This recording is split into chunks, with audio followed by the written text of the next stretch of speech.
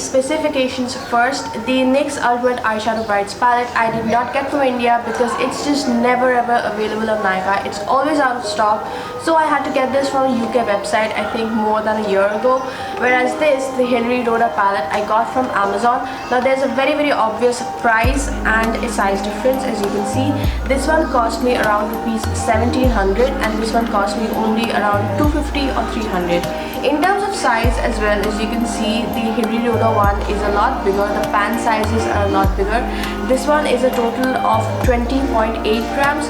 Whereas this, what they've done is actually given the individual pan size. So each individual pan that you see is contains what 0.83 grams of product. So the total kind of comes to 13.8, which is a lot less than a Hilary Rhoda. So more affordable plus more products in the dupe one. Let's look at the shades. When you look at both of these, in the first glance you would think, oh, they are alike, they are dupes of each other. And yes, they are, but actually they are not. There are certain shades that are actually like different. For example, in the next one, this shade right here is like this orangey yellow, kind of like this some shade of yellow that I don't even know how to describe. Whereas in the Hilary Rhoda one, it's a straight up golden sheen color. I don't know why they've even changed the formulation. This is supposed to be a completely matte palette, but they have put in just shimmer shades just on their own will. Like this one is a shimmer, this one is a shimmer, this one is a shimmer as well. So even though they look alike, there are some crucial differences in terms of shades. Like 2-3 shades are very different from the original palette, and they've just kind of like created their own shades of it. They're not bad, but they're not completely similar. 1, 2, 3, funk it. My darling, I love you, I love you, I love you, I love you, I love you, I love you, I love you.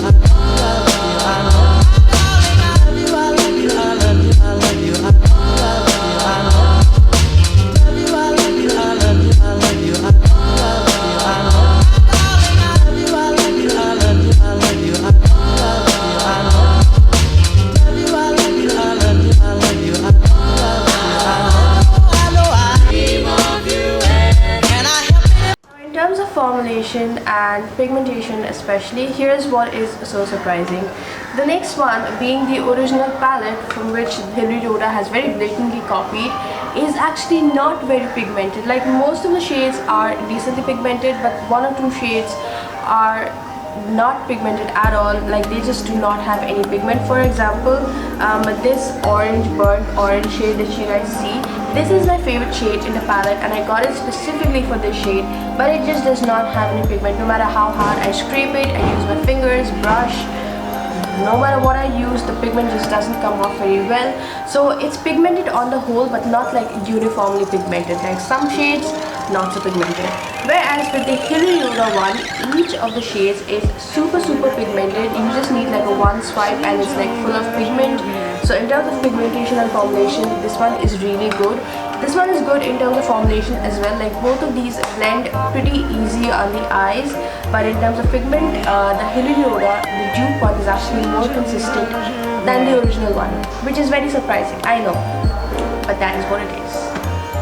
But my point is, even though Hilary Rhoda seems better than the original NYX in every way possible, I would still like to say that you should go for the NYX one, because there's one shady thing about Hilary Rhoda and other, these small time brands or like the knockoff products that you get from AliExpress or all these other websites, is that the ingredients that they use are often not safe and not even legal to use.